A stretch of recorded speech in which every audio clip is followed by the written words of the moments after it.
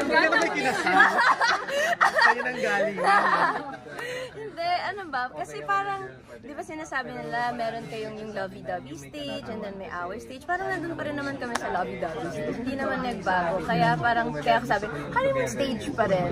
Doon pa rin tayo sa, we're really having fun, we're happy together, we're growing together, and that's what's important. And we're all out support for each other. Pero sa tingin mo, may mga ugali pa kayo, may mga ugali kayo ni Arky na hindi niyo pa nakikita or na... So sobrang komportable namin sa isa't isa. Alam na namin ang head to toe ng isa't isa. So parang wala naman po. But as a person kasi we're constantly evolving, diba? So I think growing together is what's important and getting to know the iba-ibang faces in our lives together. Pero sa tingin mo, si RK na in the right?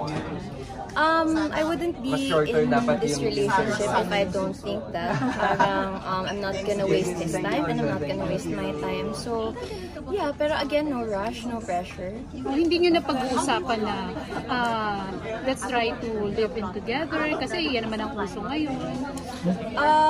Iba-iba naman po yan per couple or per relationship. Parang what might work for some wouldn't work for some. So talagang it's just setting expectations sa isa't isa. Ang pinaka-importante ay communication para alam nyo kung ano yung expectations nyo in the relationship. Pero ikaw, mas gusto mo yung kasal muna bago yung live-in?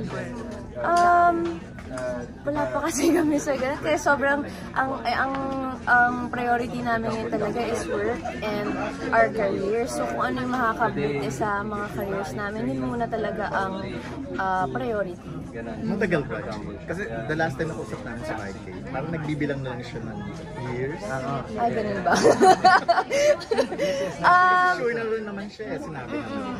Kaya nga po, wala pong pressure. Wala po tayong hinahabol na timeline. Wala po tayong hinahabol na kahit na ano. So, kung darating po tayo doon, darating tayo doon. At hindi naman din kami madamot. Parang kung nandun na kami, malalaman yun na naman kaagad. So, ayun. So last na lang nasa honeymoon stage yung term mo. Pero walang matitinding challenge yung relationship mo. Sa lahat naman po ng relationship, there's always a...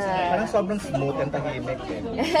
Kasi we handle it on our own. Parang ang relationship, it consists of two people. So kung meron man kaming problems or discussions, parang we talk about it, we discuss it ng kami lang. Hindi na kailangan man dami pa ng kung ano man or hindi kung kayo sino mag-post man. sa social media, no? Kung meron lang, ma-post din. Parang problema. Kaya hindi naman din, wala naman kami din tinatago. So kapag merong information or meron kami gusto i-share or meron kaming photo na parang, ay, kita mo nito, share natin. Parang wala namang, no pressure in anything. Yun ang gusto ko sa relationship namin is everything is walang pilit, walang pino-force. Kahit sa time namin together or sa amin mismo, nothing forced.